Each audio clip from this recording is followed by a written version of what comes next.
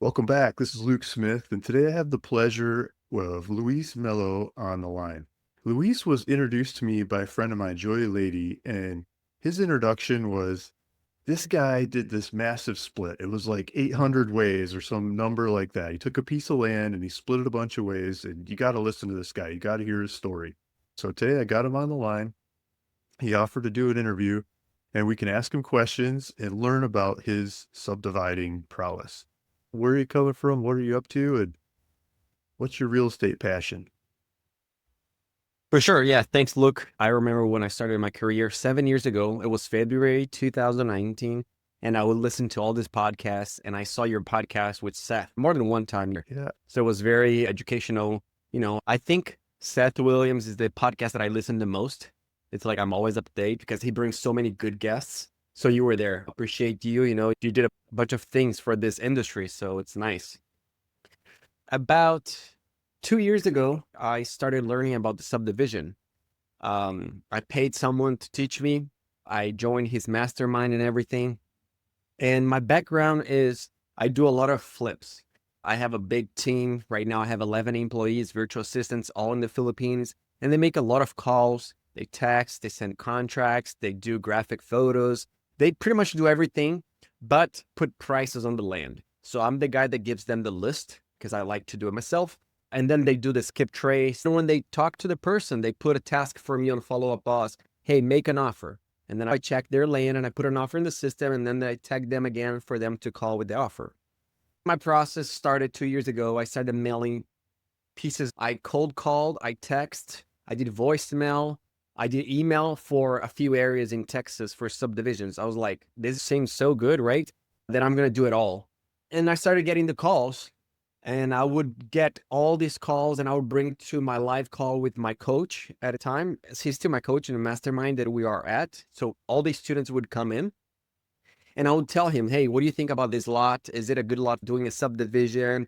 And then he would teach me about road frontage, county requirements. And then I just brought deals after deals that I talked to people. And finally, after like 5, 6 months, I got something in their contract.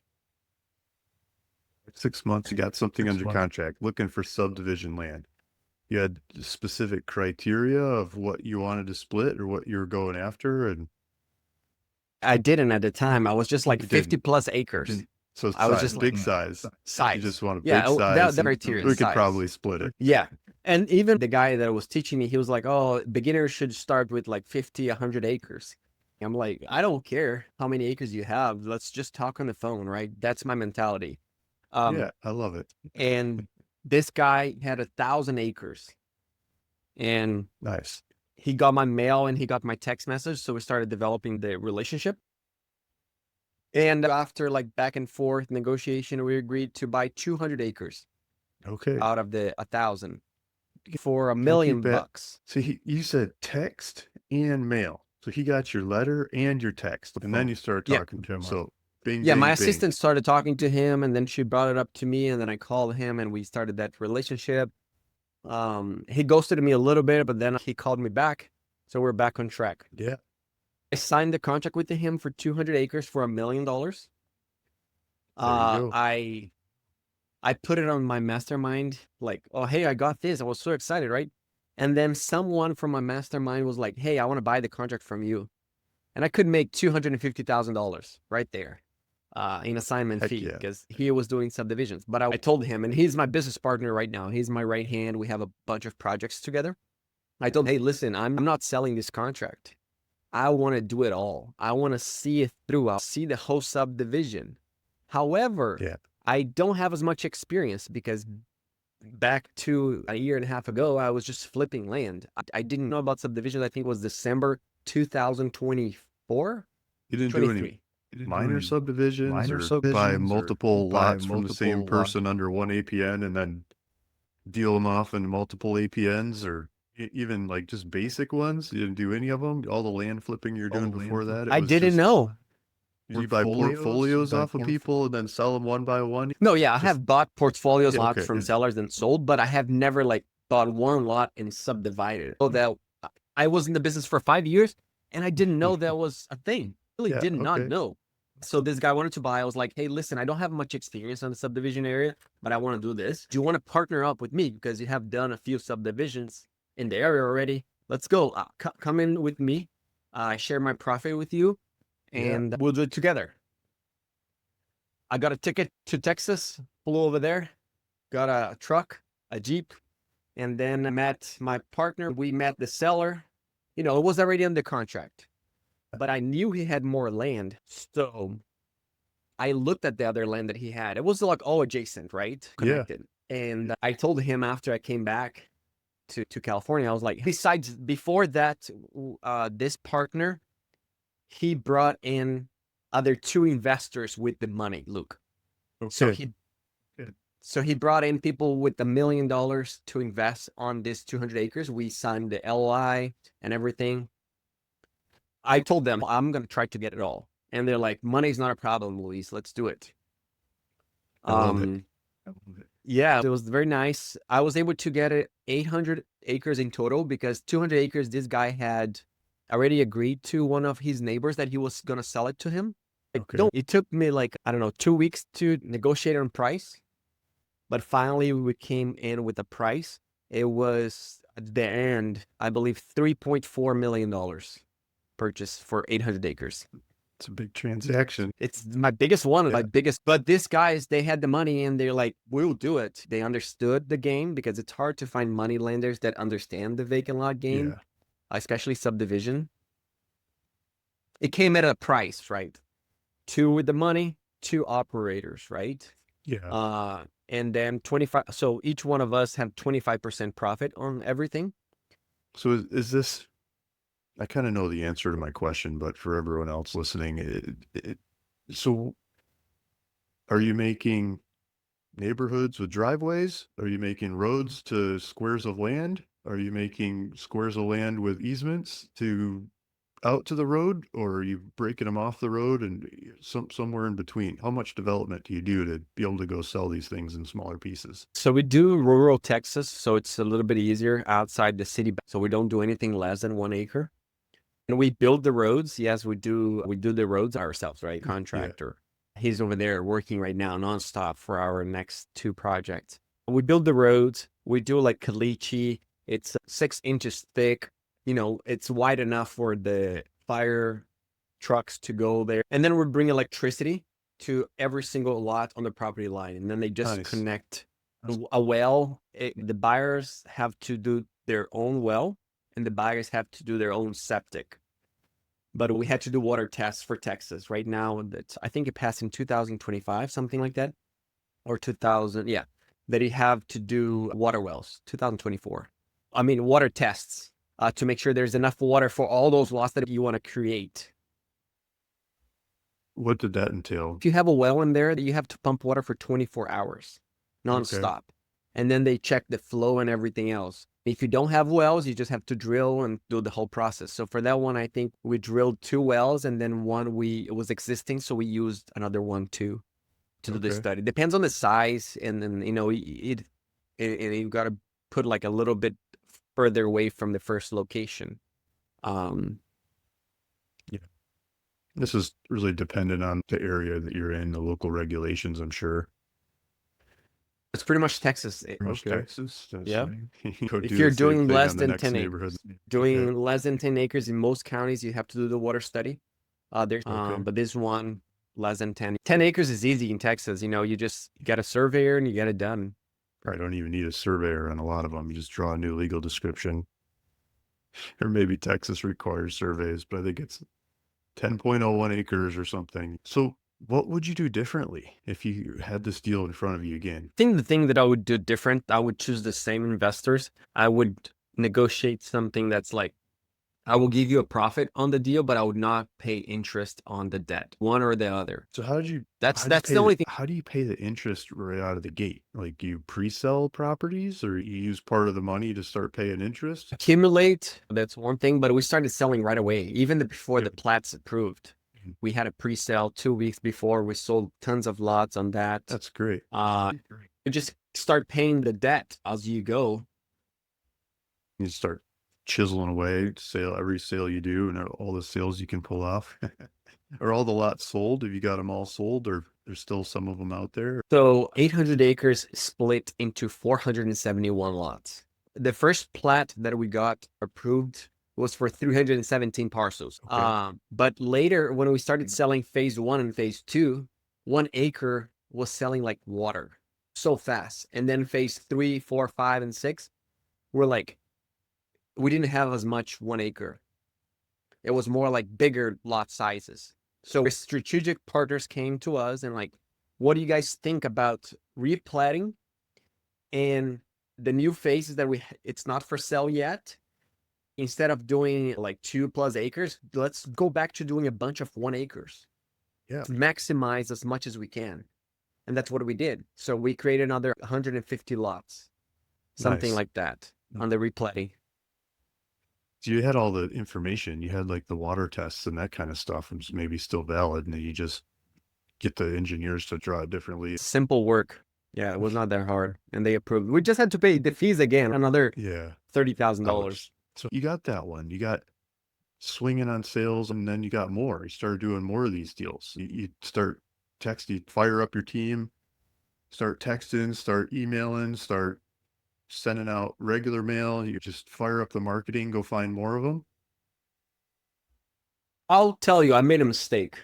So I started to going to new areas in Texas. Okay. Instead of focusing on that one, for a good 3 months, I started going new areas. And now I'm in a bunch of areas in Texas trying more deals. But instead of focusing on that county, that city, that zip code, Yeah.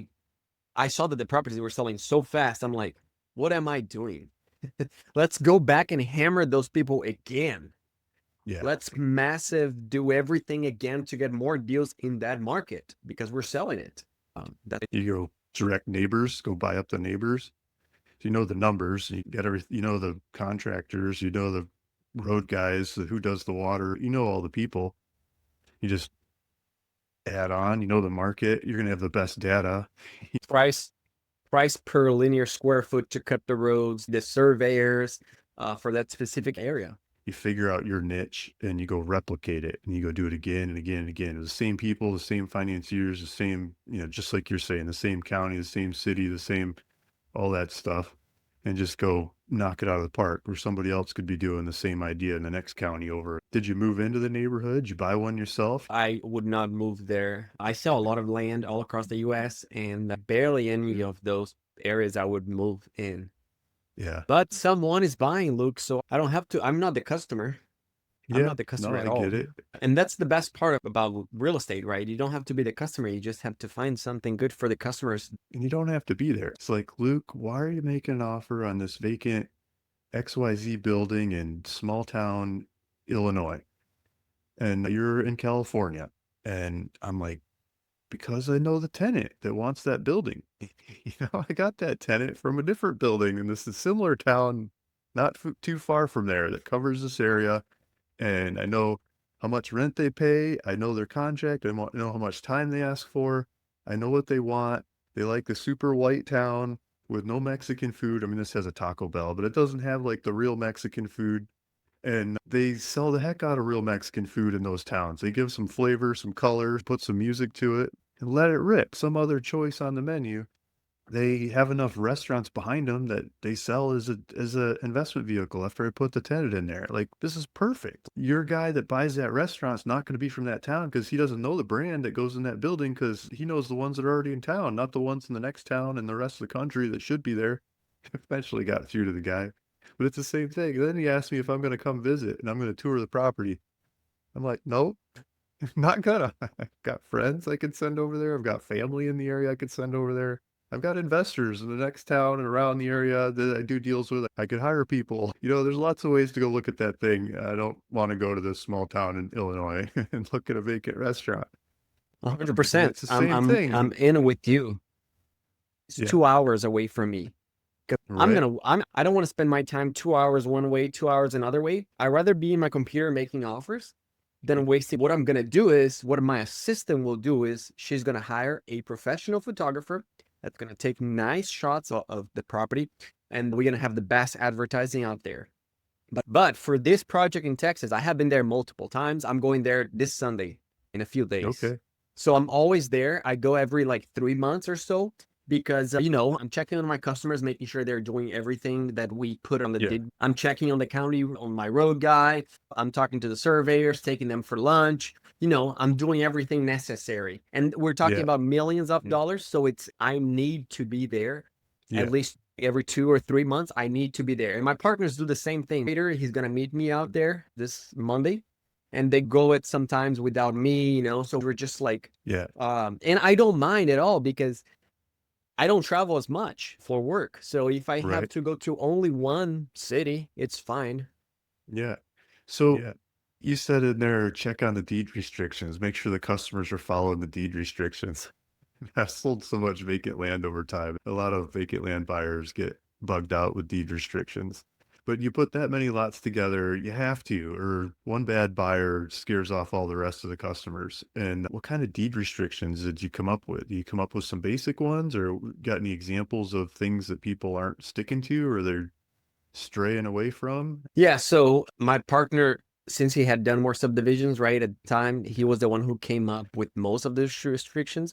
But it's like no mobile home parks, no RV parks, no semi trucks, no pigs, no shooting range, no junkyard, no trash.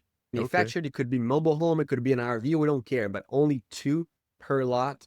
As long as it's like if they put an old manufactured home that looks like trash, we don't want it. I make Yeah. sure it looks nice. And I gotta check one customer because I think he has a few RVs in his property. I think that Yeah. he might be doing a little RV park, not a big one, like 3 or 4 people in the back of his house. But we need to enforce Yeah. because we don't Neighbors want get, our customers to be.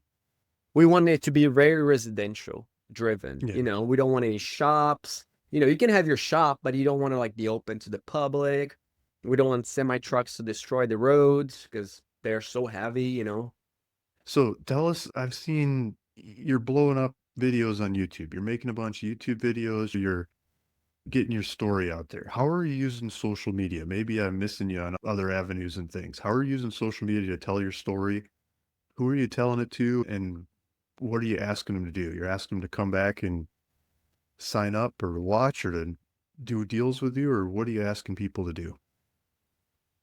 So the things that I post on YouTube, it's just free stuff, for the Yeah. newbie to go there and check how I think. Of course, I don't share everything. And then I sell my course right now for $3,000. They have access from A to Z on everything that I have done, on how I think about a property, how I do a flip, how I choose my areas, how I choose not to do mailers right now and just do like voicemail. It's pretty much like everything that I know. I give them my contracts, I give them my neutral letters, my blind offers, my for sale next door to your lot, everything that I have available. I give them access to all the title companies and escrow companies that I have used because Yeah. I like them. And then after they purchase the course, they will have it on demand for a year where they can watch at their own time. The same call that I am with other people, like I have Ajay, I'm on his mastermind. I was there on a class yesterday, and his mastermind is way more expensive than mine, right? But his mastermind's more about sales. It's like, how do Okay. you do sales on the phone? Mine is like anything you want. So you bring me an area, you bring me your question, and I will answer right away. And that one is like $249 a month. And then they Okay. have 2 live calls with me. All the students come together for 2 live calls, an hour and a half each. Or They end up bringing you awesome deals and you just like your outreach, multiplying your outreach by teaching people about what you're looking for, right? It's a leveraging your time more than just selling your time. I mean, when it's a good relationship like that, like I assume you guys have, you're expanding yourself or multiplying yourself by teaching and guiding. And I bet you the deal flow just gets more stacked and better and higher quality as they ask questions and you ask questions of them and you go back and forth. And I love that kind of environment. My first job out of college was in a brokerage house selling penny stocks, right? And think of like the boiler room, but more professional version. Yeah, just sales and working on them. And we had different people around doing sales and you could hear their sales call and they could hear my sales. We'd work off of each other and the sales would compound, right? And I think if you get in the right environment like that, I don't know if those sales rooms happen so much anymore, but today's world is like your call coming up, right? You're working with those people saying, I did this and they did that, and we learned this, and we all learn from each other and we elevate each other to a higher level to do better deals, is what I'm assuming and asking, if that makes sense. They bring deals, we work together. I try to teach them how to wholesale so I don't have to bring the money or partners so they can Yeah. make more money. But if there's a deal that's enough money for all of us, I come and help. And with Nice. subdivisions, you need more. It's hard to do a subdivision by yourself. So if these students get to do subdivisions, where are they going to ask for help? Yeah. It's a going team to be me. sport, I right? hope. Vetted. Educational money is nothing. Like It's just like, it's barely anything. it sees if the people have a pulse and they're for real and they really want to show up and pay attention, instead of the people that says, hey, teach me, and then they don't show up and they don't follow through and they don't do anything because they didn't pay. But if they pay, then they have to, right? It's like a different mindset, and then they go for it. It makes a much more give and take relationship where we work better together. And think some people think that the like $3,000 is a lot of money. I'm like, my time is worth so much more, thankfully, right? Like, it's not like I just know the value of my time. So $3,000, it's nothing. It's nothing. I have spent over like $100,000 in education and real estate. So it was a gamble in the beginning. It was a huge gamble because I just didn't have the money. I didn't have the resources, but I was just like, I'm gonna try, and I'm gonna give my all. And I started paying off the debt. It was like $20,000 in my credit card in the beginning, learn all about real estate that I could. It was painful, but I didn't focus on the pain. I focused on the future. What can I do with this? And I just started running. Yeah. So if you got the recipe, what kind of land you want or what kind of property you want, your favorite outreach right now, you indicated is like voicemail. Like, I think ringless voicemail is what you meant. Like just dropping off voicemails for the people that have the land or have the real estate that you're interested in. Is that your favorite outreach right now? It changes. But for the past 2 or 3 years, it's been the same. I was sending 100,000 letters a year. Yeah, right. So now I send barely like 10,000 a year. Probably the last year I sent like 5,000. And then on top of it, like the thing that we do all day, every day is we do cold call, we do ringless voicemail, and we do texting. I think those are the 3 main ones that we do right now. Yeah. And ringless voicemail is amazing too. Do you have any questions for me, or I'll put you on the spot? No, I think that you're doing something that's amazing with finding tenants for this big industrial or different things. People have to understand, once you start in real estate, after you start doing deals and everything, you have to specialize on something. Yeah. You specialize on that. I specialize on the subdivisions. Pace Morby specializes in seller finance. Eric Klein specializes in wholesaling houses. So I think in the beginning, don't get too caught up. And later on, you find out what you want. Because I tried for sell by owner houses. I tried old listings on the MLS. I tried manufactured parks. And then nothing was working very well. I wasn't getting the response that I thought I could get. And then I got so many people reaching out that I was like, man, this is it. I think it calls for a lot more specialization, like you're talking about, and figuring out, like you said, your favorite neighborhood or your favorite area for subdivisions, and just taking your niche and running with it. When you think about subdivision, we do rural subdivision. So we're doing 1+ acres. And if you go below 1 acre, look, you have to do like paved roads, you have to do gutters, you have to bring water connections, you have to bring sewer connections. It's like, it's way harder to get it approved. It takes way longer than the original subdivision. So we can't sell it to them because that's not what they buy. They buy 8,000 square feet lots that have everything approved. Yeah. I tried everything. I tried getting big lots, big parcels, and getting them under contract, getting all those studies done, and selling it to big Builders, I have some people in my phone that I know from DR Horton and that I met them personally at a few events in California, but Yeah. it was just not working. I couldn't get the seller to sign a contract for 18 months, right? Because that's what usually happens. Yeah. Um, so I gave up. I was like, no, I'm not doing this. What we do is we put a bunch of money in Facebook ads in the area. We offer very little seller finance, down payment, and monthly payments. And we sell a bunch of lots to my partners. One of them is an agent in Texas. So he's Okay. killing, he's selling land like crazy. So he Good. sells it like a package to like 10 vacant lots to a mobile home dealer, Yep. and then that guy is going to combine with his product and it will sell it to someone else. But like I would say 75% of the sales, or maybe 70%, are from a local singular buyer.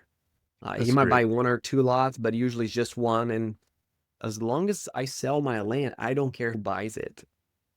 Yeah. I think it's healthier to sell them one by one into the real markets like that because you don't have a boss. You don't have the other party on the other side that's make or break. You can make it up in between with all the different mom and pops that show up and buy them one after another. They say, I tell my friend, I tell my cousin, I tell my mom, I tell my kid. The next thing you know, they're selling the lot next door for you. And there's one across the street and down the road, and somebody at work, and they just get the word out there and network and go one after another after another. It's a different financial transaction to get the land put together, split it up, and be able to go sell them off one by one. But it sounds like you paid off the debt with earlier sales and are riding the rest of it, selling the rest of the lots off out of the profit or, after paying off the main investors, right? So, we paid a debt off like the $3.4 million in 7 months. That's great. That's great. That's a That's lot like of when I tell sales. people that, they're like impressed. And it's because I have a good team behind me. It's not just myself, it's like three other partners. And all of us are trying to maximize how much money we make on that project. Yeah. And that brings me to my two latest subdivisions in Texas. One of them is 160 acres that I split into 147 parcels. I just started Split. selling that one. Yeah, it's like right next to my first subdivision. So it's not even a mile away. Yeah. Do them all again. And then there's this other one that we closed probably 3 weeks ago. It's 194 acres that we got it approved for 182 vacant lots. Nice. Congratulations. Thank you. That's So great they too. brought in $2.8 million to the table. Now we're selling. My partner, that's a realtor in Texas, he sold, I'm not kidding, in like about 15 days, he sold almost 100 lots. It's a lot of paperwork. I love Florida. I can sell in there pretty fast if I get something in their Yeah. contract. The problem is getting something in their contract in It's so Florida because competitive, it's not, right? it's insane. It's probably the most competitive state to I get think a so. like Yeah. a single flip. South Florida, Florida, Have absolutely done, ridiculous. I started like 2020, 2021. I was doing amazing in Florida. I was killing it because there was not a lot of competition. Right Yeah. now, it takes a long time for us to get a deal in Florida, but once we get it at the right price, we sell it fast. Yeah. So we Just get go. probably like 10 deals a year in Florida. It was before like 30, 40 deals a year in Florida. Now it's pretty low. So, And that's why I teach right. my students, like, Luke, I teach my students, hey, don't focus on only one area. Go Yeah. to Arizona, go to Florida, go to Illinois, go to Georgia, go to Nevada, go to California, go everywhere. As long as you see the things that I teach you, the demand, as long as you filter the data, if it's a good area, just go. Right now, I'll tell you the problem with blind offers and why I stopped doing blind Yeah. off. I do it for areas that I know very, very well because I know the prices. And probably it's only three areas I'm doing right now: Arizona, California, Nevada. But the problem with blind offers is there's a lot of mistakes. They keep getting letter after letter after letter. And sometimes you'll get like 5 letters in the same day. It's like, are people doing this is this area being promoted to go send letters to, or are they all grouped together in the same mailer? Some different guru is sending them out in blasts, different names, different terms, different prices, but like a whole lot of them at the same time. It's like, okay, nothing for 2 months, and then a bunch of them on the same day. It gets weird when the letters are coming. They never really make sense. But I've bought That's pretty much why I thousands stopped properties. doing Yeah. them, because it got very expensive.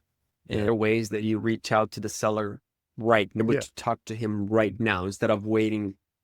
Yeah. And I think if you know But you exactly have to what have a kind of big team. property, You have a to big take the team to outsource, look at outreach. different areas, and to keep dialing. Yeah, I That's think the trade-off, you know. The money that I used Yeah. to spend on letters, Luke, I spend now on my team. Yeah. Same amount for my team. In my career for seller finance, in the beginning, I didn't have money, as I told you. So for a good like 3-4 years, it was all cash. I offer Yeah. seller finance because I could not. Now I see that the industry has shifted. I think properties are selling way more on seller finance. So I'm trying to give like 70% of my properties, you can do seller finance, because my cost to acquire that piece of land wasn't that expensive. And then I can like that. There's an example that I just gave it on my Instagram because I'm very active in there. I purchased 8 vacant lots in Arizona for $36,000, 37 with closing Nice. cost. It took me like 5 months to sell all of them, and I just closed one today. I'm writing the seller finance note right now on Terra Note. I sold all those 8 lots, every one of them on seller finance. Great. Everyone, the sales price without the interest, it's $110,000. So 36,000 to 110. $36,000, $37,000 with closing costs. 37. And then I sold all those vacant lots for $110,000 I seller love it. finance. I love it. Yeah. It will take me about 8 to 9 months to get the $37,000 back. But after that, it's just profit. So all the notes are 4 years, 48 months. So let's say 1 year, it takes me to pay off my initial investment. 3 years, it's pure cash flow. And we're talking about $2,500 a month in cash flow.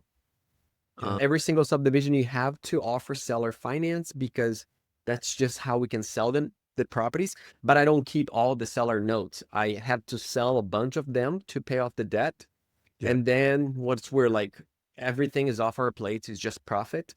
Each partner can choose, hey, I want to keep the note, I want to sell the note, whatever it is, right? That's a good way to do it. So, you know, seller finance right now, it's a big thing for me. I think people are going to do way more seller finance. So I'm going to try to offer as much as I can. And I love collecting that monthly payment. And look, I would say 70% of my properties are a contract for deed. I'm Okay. still the owner. You just pay me monthly, and then I pay the property taxes. And then once you're done paying, I give you the deed, the title. Yeah, I like that setup too. But it sounds like people are moving onto your properties. Are they moving onto your properties under that setup? They're asking You you to mean really pay it building down. it? Yeah. Yeah. I think like probably not a lot of people are moving in. Yeah, regular flips, they are not moving in as much. There's a lady that I sold 2 lots to. I told her, you can do it. If you stop paying, I'm going to get it back. And I'm going to get everything that you have, all the improvements that you have made will be mine. And I wrote in the contract. And if you get in a county to tell you, hey, this is illegal, you got to remove it. If you don't remove it in 5 business days, I will take the property back. Yeah, you have to. I'm like, I had sheriffs calling like, Luke, there's a meth lab in your property over here. I've never been to. And next thing, I had one blow up on a mobile home property, and then the whole environmental problem that comes after the meth lab blows up. Talk about a mess. There's a lot of messes that can happen on the properties. So the other side of that question, or that line of thought, is like retreads in your neighborhood. So when you do a bunch of subdividing and people buy the properties, they start trying to resell them. Are they competing with your sales? They're trying to sell their lots after you sold it to them. Do you have any strategies? with you, most people, they don't do that. If Good. they were to sell, they would be competing with us. So they would have to sell it for less money than we're selling, Yeah. what they paid for. So they would be in the hole. And then if they sold for cash, they would have to pay the mortgage off. Okay. I mean, yeah, I have those low cost no utilities lots that I sell on seller finance too. Yeah. I don't want them to stop paying because it's a pain in the butt. It's easier with a contract for deed, but just keep your promise, pay, and then I'll give you the title. Yeah. We're in Florida, and that was not a contract for deed. They were the owners. It took me 2 years to get that done. Attorney, Ugh. all these fees. The good thing is I got my unpaid balance, and then they paid the attorney fees because I requested, and then I got another like $4,000 or $5,000 extra on top of it. There you I go. made some money, but it was too long, and I had to pay the attorney, and I'm like, I haven't made any money. Why do I have to pay you? Yeah. Um, It's tough. Finally, of course, when the land was sold, we got paid back. Yeah. So I want to thank you for coming on. I want to ask you how people that are listening could get in touch with you, how they could reach out to you. I saw you on YouTube. Where else can people look you up? I'd like to put those links in the description. Yeah, so just go to Instagram and Landman Luis. On YouTube, it's just Luis Land Coach because that used to be my old username.